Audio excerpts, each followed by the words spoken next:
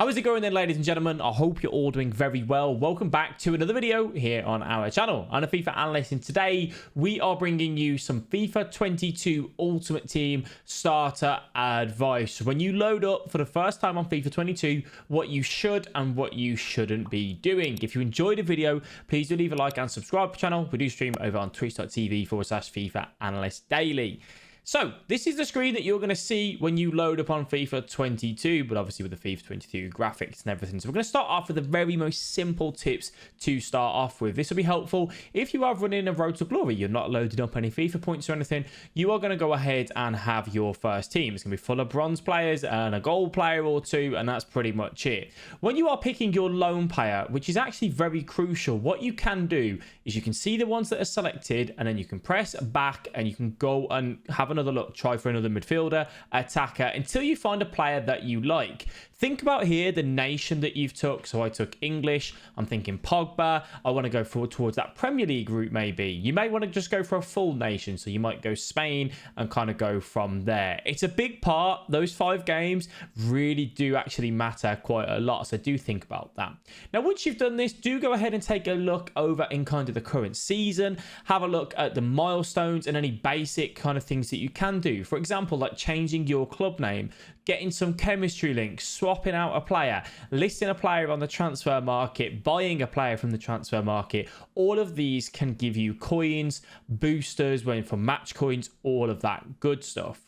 Once you've done all this, you can head over to the SBCs and get the basic SBCs done. This is where you submit bronze players, and you go ahead and you will get bronze packs as your reward back, and then a 2 rare player pack as well, which again is very helpful to going ahead and building, you know, your first squad and actually getting yourself rolling when it comes to FIFA 22 Ultimate Team. So do take a look at these. There is more SBCs that you can do as well if you do manage to get a little bit of players and coins into your club. Once you do all this, obviously you get rewarded with packs where you may pack something fantastic, you may not, but either way, it's just about getting your club rolling so you can do it.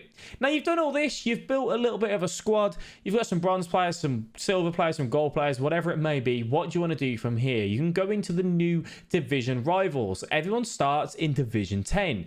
One of my advice may be to don't rush through too many division rivals, because everyone's going to be in Division 10. It might be a little bit of a sweat fest to start off with, but do make sure you get some games under your belt, because you are going to get a lot of key rewards on FIFA 22 from even just playing. You don't need to win every single game in division rivals. Just playing the game is going to give you some great rewards, which is really helpful. So do make sure you go ahead, get a couple games in as and when you can, but don't stress too much. There is the new element of FUT Champions as well. FUT Champs won't open for a good few weeks. It's normally about the 3rd weekend when Champs does open, but you do want to make sure you go ahead and do your playoffs, which gets you eligible to play in the champion finals. And you do actually get rewards for just playing in the playoffs as well. So again, that's another beneficial way to go ahead and increase your club, get some better players in, get some coins under your belt, and all of that good stuff. Another thing that you may want to possibly look into doing is taking a look at FUT drafts. These are normally very sweaty at the start of the game because they're one of the most effective ways to get better packs than rather just going into the store. Drafts do cost 15,000 coins to enter, or 300 FIFA points. These again are going to be very difficult to win if you're not a high level player. However, losing in the first round normally tends to give you better rewards than just buying a 7.5k pack on the market. So do have a look at that if that is something that you may want to get into, especially to try out new players, different players on FIFA 22 Ultimate Team, to get an idea where you may want to take your team in the future. Another thing, you can obviously go ahead onto the transfer market, possibly look at picking up some players on the cheap. There's going to be so many cards listed up every single hour that you can take a look at and see if you can get something on open bid. Don't always just go with the buy it now price, because you may be able to win something for cheaper on the market. Especially when you are building your team, you may just go for some gold commons. You may want to stay away from the top leagues like the Premier League, for example, that normally tends to be overpriced due to a lot of people wanting those sort of players. So you can go ahead, you can bid on cards, you may be able to flip some cards for cheap as well. You know, if you notice a high a high card in terms of a gold common in the Premier League that's got a little bit of pace, maybe a fullback, for example, if you can pick him up for cheap, you might be able to go and sell him for 200 300 coins profit as well, which that sounds crazy. 200 300 coins, but it is actually a massive benefit and could help you. Again, when you do go and buy things on the market, it does a little bit in terms of the objectives on the SBC thing and all that sort of stuff as well.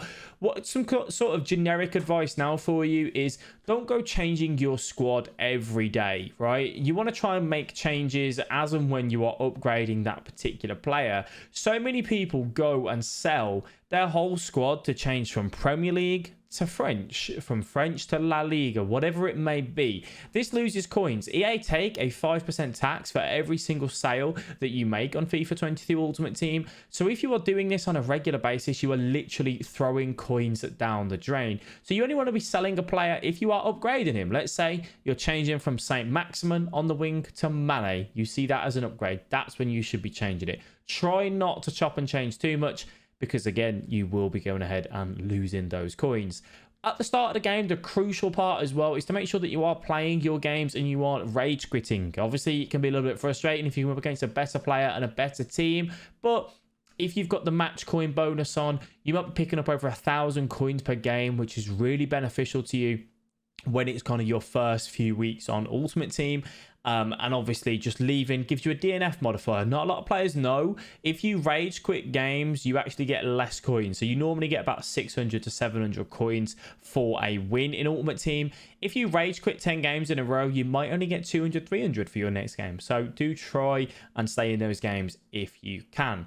Now, another big part of Ultimate Team is kind of generic trading advice. There is a lot of YouTubers and streamers out there. Not me necessarily. It's not something that I do too much of, but having a little bit of an ability to trade, especially kind of around rewards, even though rewards have changed a little bit next year, knowing when to sell, how to buy low, how to sell high, all of that can play a big part for you if that's something that you are willing to do.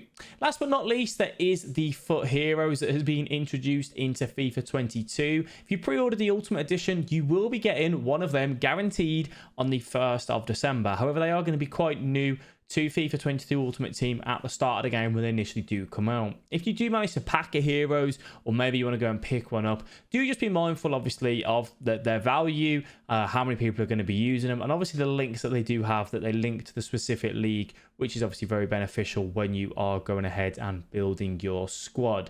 There are lots of other things on FIFA that you can do to give yourself the best possible start. I really would remind you to don't stress about it too much. Try and have a good time on FIFA. Try and use things wisely. But do remember, it is a video game as well, so that is a big part to it.